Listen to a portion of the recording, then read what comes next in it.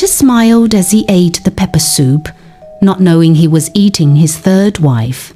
Wait, before I tell you how a mother's love became a mother's curse, let me warn you, this story will change how you see family forever.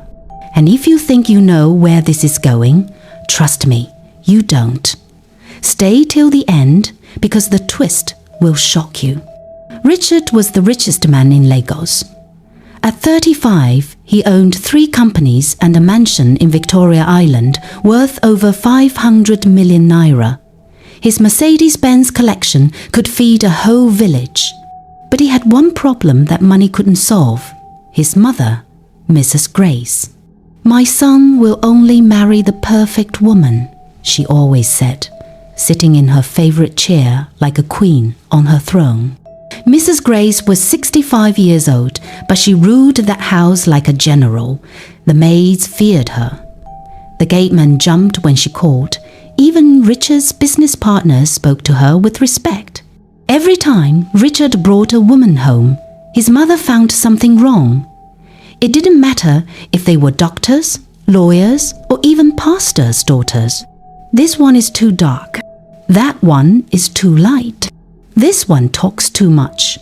That one doesn't talk enough. This one's family's too poor. That one thinks money makes her better than us. But Richard loved his mother deeply. She raised him alone after his father died in a car accident when Richard was only 12. She worked 3 jobs to send him to the best schools in London. She sold her jewelry to start his first business. "Everything I have, I owe to Mama," Richard always told people.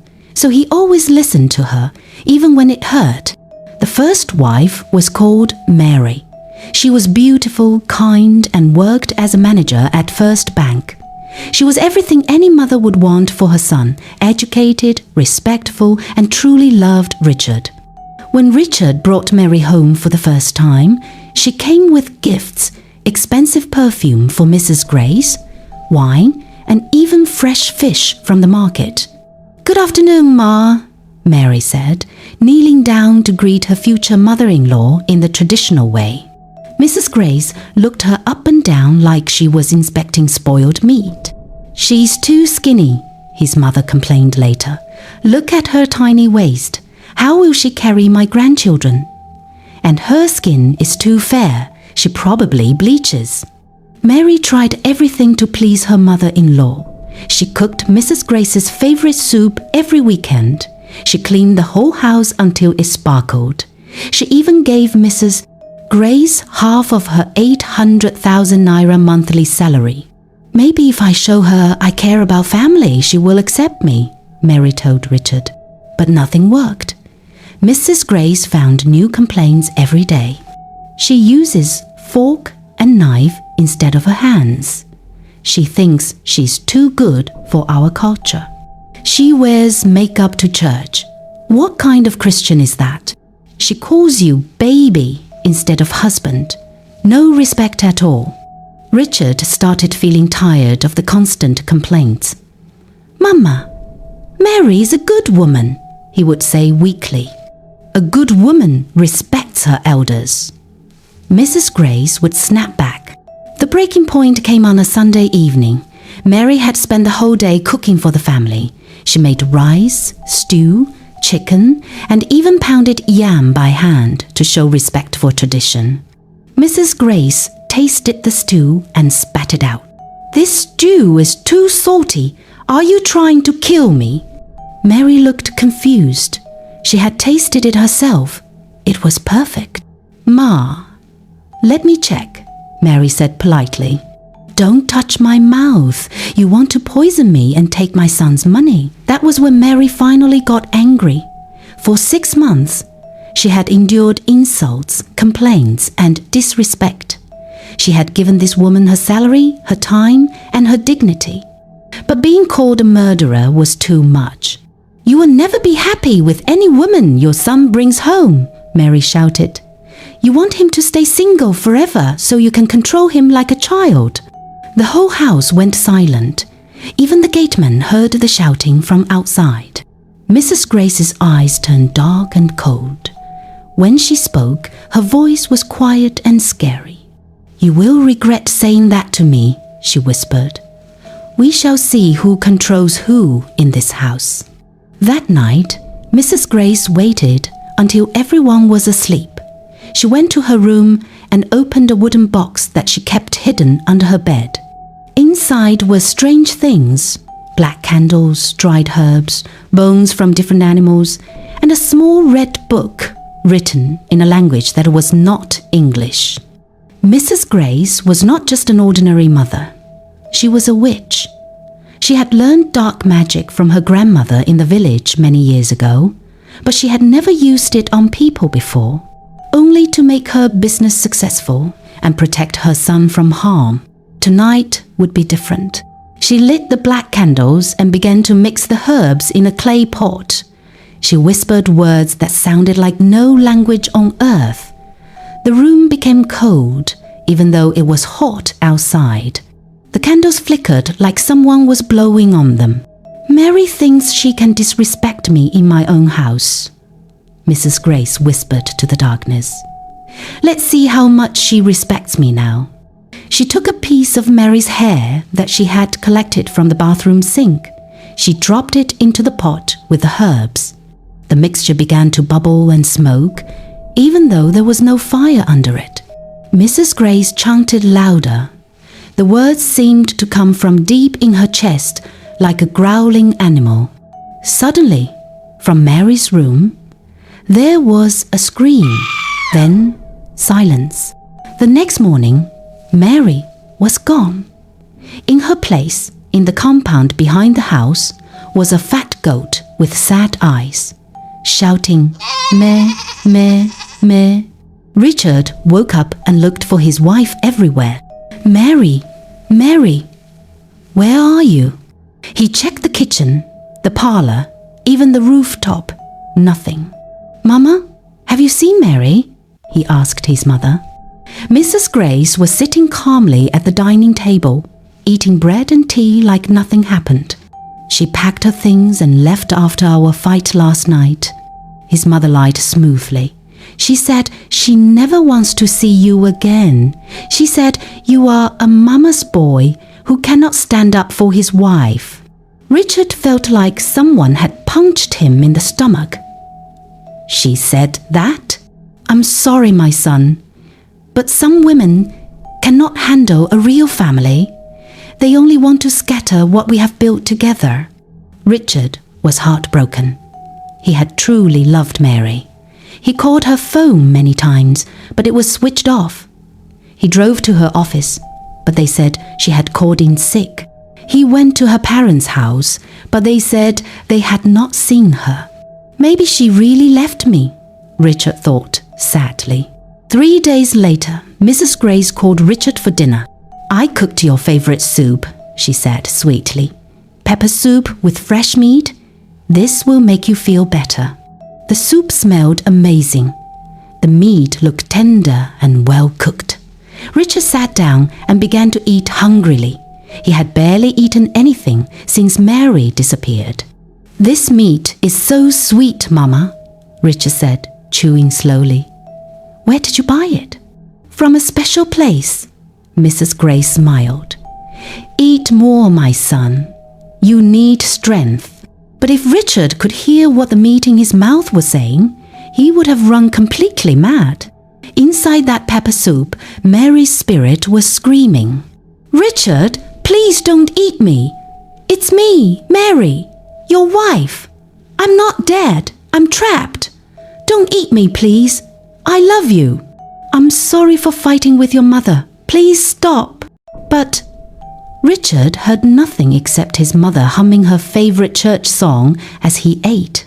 When he finished the soup, Mrs. Grace patted his shoulder. "You see? I told you I would always take care of you. Mama's cooking heals everything." Richard hugged her. "Thank you, Mama.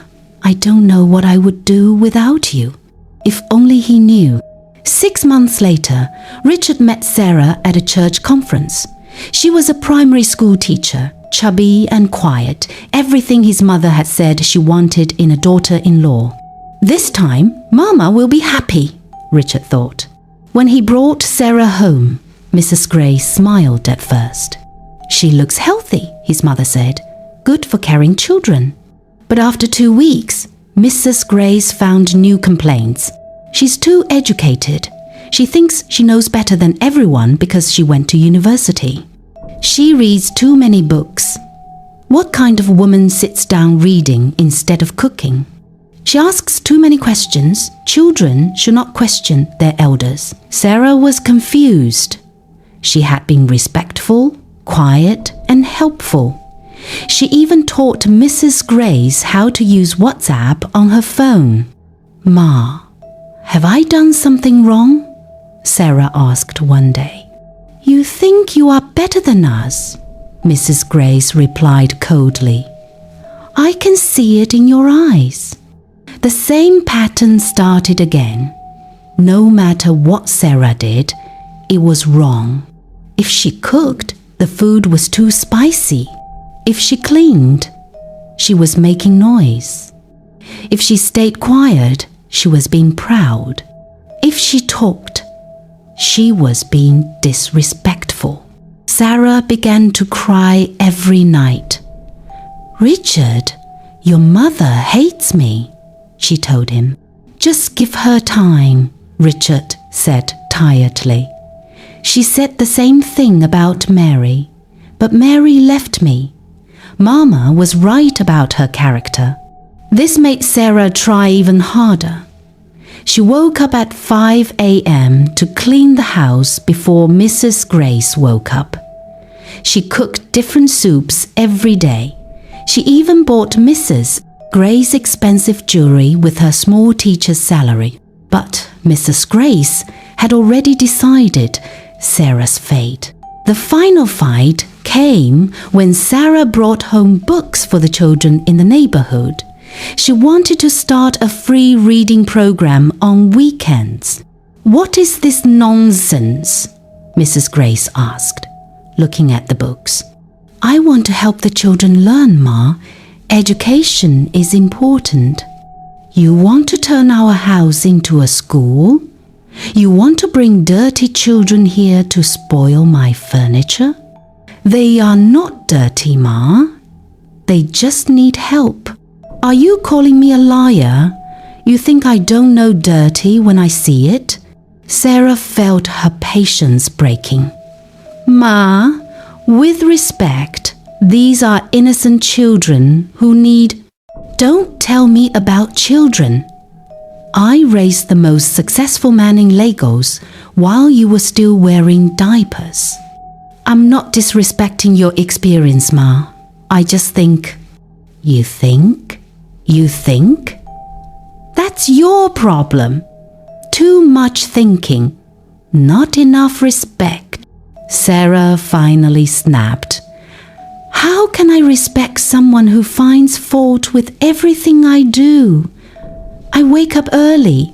I cook. I clean. I spend my salary on this house. But nothing is ever good enough." Mrs. Grace stood up slowly, her eyes turning the same dark color they had turned with Mary. "So, you think I am the problem? I think you don't want your son to be happy with any woman except you."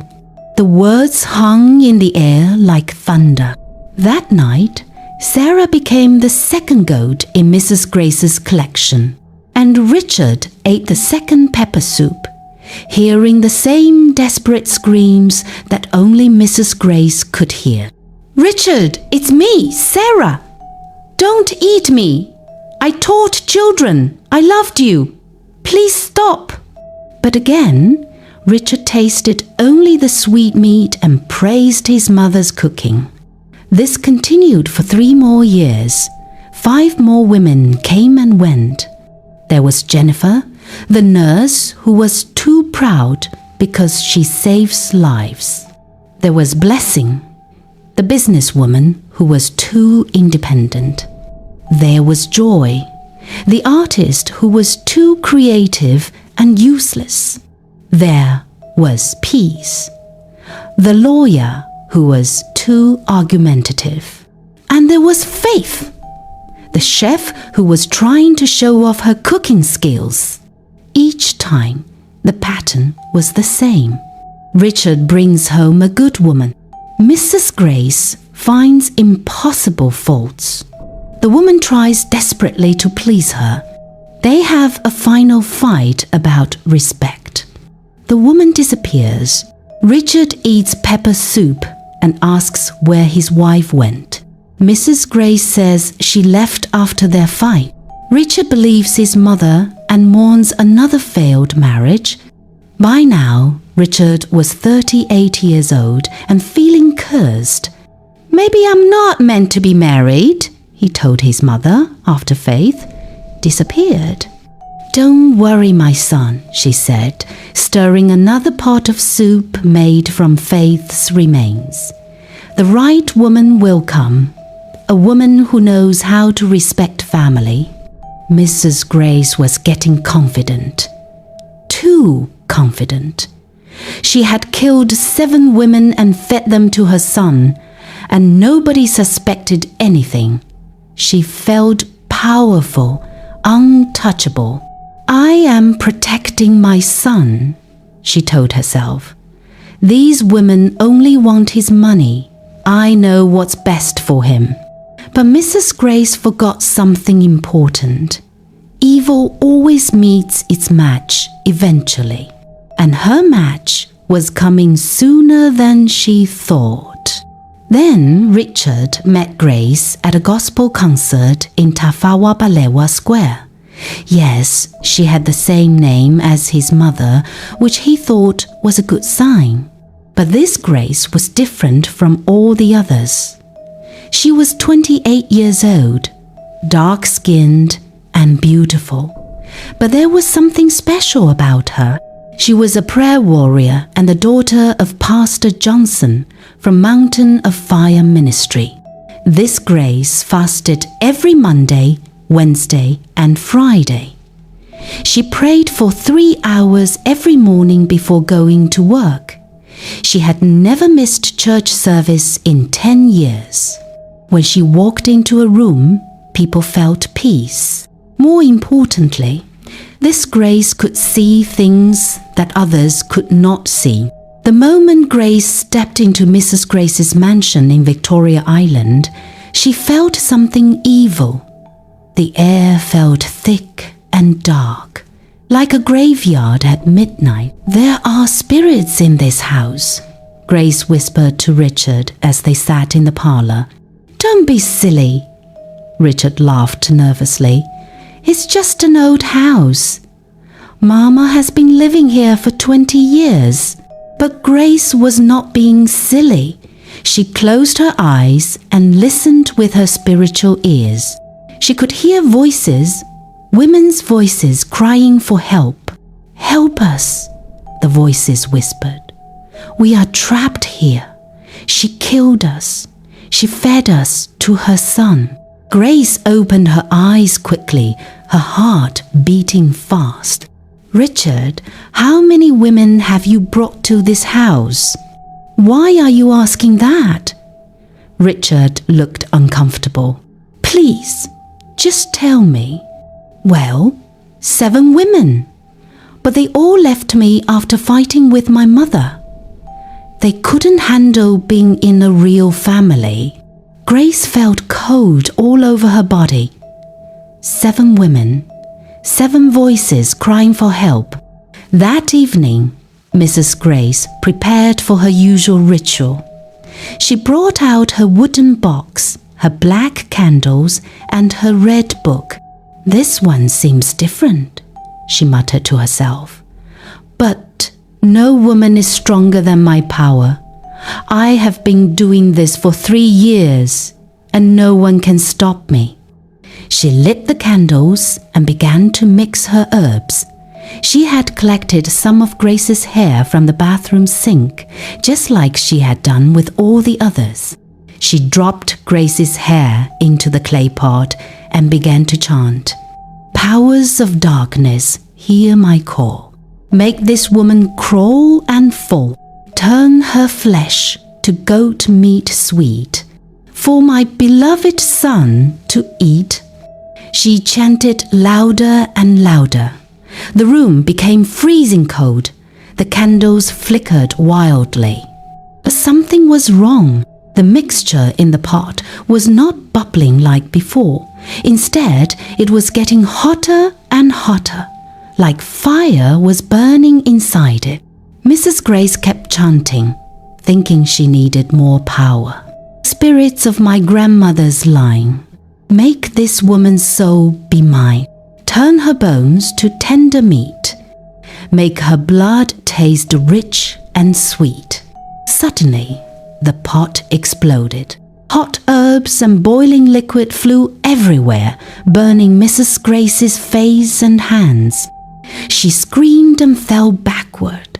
But that was just the beginning. The evil magic she had been sending toward Grace was bouncing back at her like a ball hitting a wall. All the dark power was returning to its sender. Mrs. Grace felt her hands beginning to change. Her fingers were becoming black and hard like hooves. "What is happening to me?" she cried. Downstairs, Grace was praying in the guest room when she felt the evil attack. But instead of being afraid, she began to pray louder. "I cover myself with the blood of Jesus. No weapon formed against me shall prosper. I send every evil arrow back to its sender." Upstairs, Mrs. Grace was screaming as her own spell destroyed her. Her legs were becoming goat legs. Her face was stretching into a goat's face.